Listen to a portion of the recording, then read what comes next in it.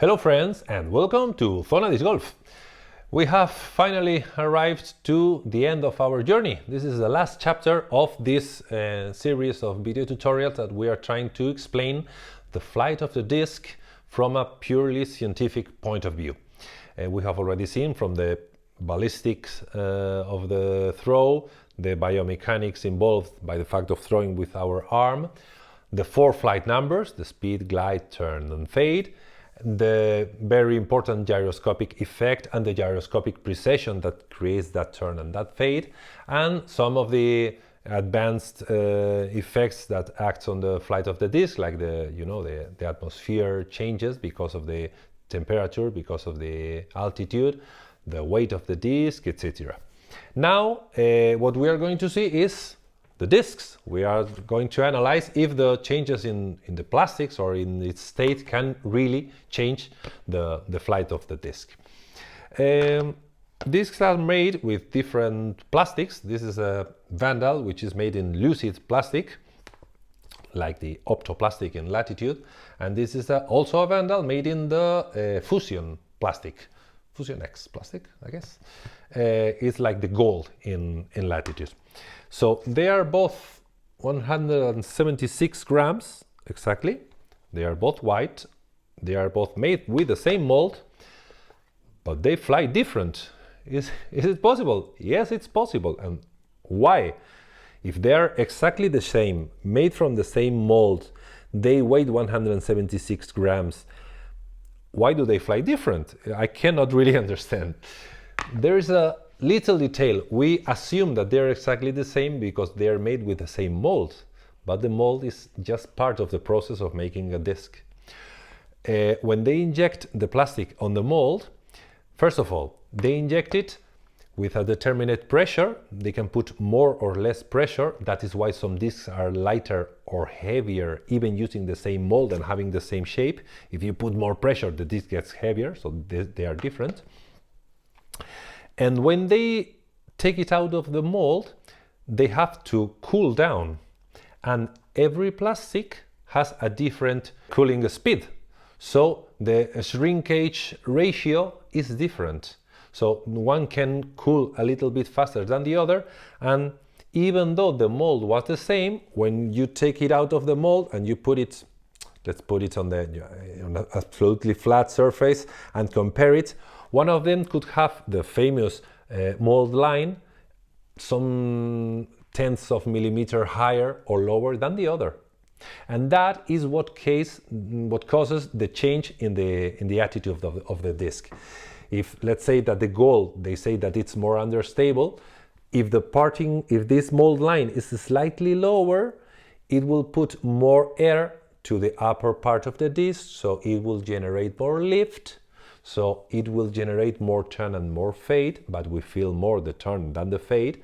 So that is why some plastics like the gold are known for being slightly more glidier and more understable than their Opto or Opto X counterparts. So there is part of truth on this. Some plastics are more similar, some plastics are more different. The second thing is there are even some minor details. Some people say that even the colors of the disc can influence. If you have a white or a red, the plastics that they have used are different because they have different colorants and they could have some different shrinkage ratios. Even if they are the same plastic, they have some different colorants.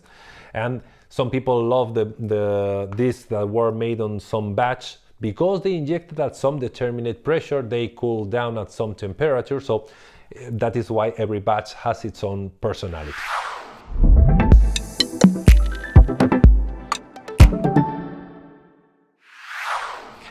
The second thing that is known that influences the flight of the discs is the wear of the disc. If they are brand new or you have used it for many months or many years. Why? People tend to say that the discs that are more worn up are slightly glidier and more understable. Why? Okay, when we throw the discs, sometimes we hit trees or walls or whatever. Every time we hit a tree, this disc suffers a very heavy deceleration. Remember that when we said that the pro athlete driving a disc could generate something around 30 Gs of acceleration. That is a lot. Let's suppose which will be the acceleration, the acceleration this time when the disc hits at 70 kilometers an hour a tree, blah, and it stops almost to halt almost to 72 to 0 in almost nothing. There could be, I'm not sure if even hundreds of Gs, but the acceleration would be very, very, very high. And what does it happen when a disc suffers a lot of acceleration? All the materials have some plastic properties. Let's say here we have a paper clip. If I just bend it gently like this, it acts like a rubber. Okay, so it deforms and it comes back to its original shape, like a spring. Oh, that's good. But if I press it too hard, oops, then I bend it and it does not return. There is a plastic limit for every material that if you press it harder than this plastic deformation, you get a permanent deformation. So if we hit the tree very hard, we can bend it very, very, very hard because of that acceleration, and we could create in that point of impact some permanent deformation. So we cannot even see it, but if we hit like this, the mold line will go down slightly, maybe 0.2 of a millimeter. If we play and play and play, we get different impacts that tend to lower this mold line. The circumference of the length of a circumference is 2 times number p times the radius of the disc. So if it's 20 centimeters of diameter, 10 centimeters the radius, so 2 times 10 is 20, multiplied by p, let's say that p would be 3, so it would be 60 centimeters. So the length of the circumference is 60 centimeters. Let's suppose that when I hit a tree, I just damaged 1 centimeter. So I've damaged 1/60 of the circumference. But when I play weeks and months, I start hitting and getting a lot of hits. So I get 0.2 of a millimeter here, 0.5 of a millimeter here, 0.3 of a millimeter here, etc. As the disc is turning very quick, we get the average. So the net effect when you have been playing for many months is that the real mold line now is lower than it was. So even though it came from the same mold, now the geometry is different. Now there's slightly more air that goes on top of the disc. So that will generate more glide or more lift. So that will generate more turn and more fade because of the gyroscopic precession. We will feel more the turn. So that is why it's true that when you use a lot of disc, it tends to get glidier and more understable. There's a physical reason for it. Other possible reasons could be the fact of playing with it will scratch the surface. It's well known that the golf balls have some dimples on it that are there to improve their reach. So with the dimples, the air drag is lower than without it. It sounds a bit strange, but it's true. When you have the air following the contour of your body, you want to have a laminar flow, so all the layers of air are one on top of each other without mixing.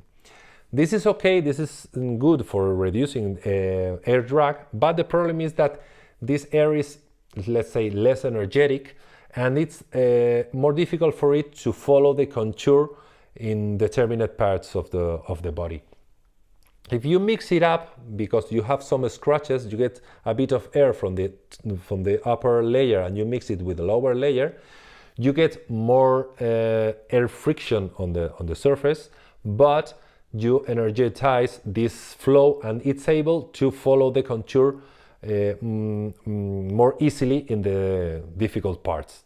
That is why the golf ball is able to make the air follow the back part of the ball and make that low pressure area smaller than if the ball would be without the dimples. So that is why even if you increase the air resistance because of the friction, the effect is the net effect is a diminution of drag, because you also diminish that low pressure area behind the ball. So that could be true. I guess that the effect could be minor because this shape is more easily followed than the golf ball, but it could be kept in mind. There is also a third effect which is called the Magnus effect, which is also used in the ball golfs. When they spin, those dimples generate different pressure in every part of the ball. That is very well known when you play football or soccer. When they hit with the inside part of the foot, and it makes to rotate the ball, and the ball curves. That is because the ball is made with panels, and so it catches some air, and the part of the ball that is turning against the direction is moving faster. The relative wind is faster than the part that is moving to the back. So they generate different pressures, and that is why they curve the trajectory. The problem is that the disc, okay, this lateral part is so small that it's hard to believe that the Magnus effect could have any big effect on the flight of the disc. Okay, so that's it.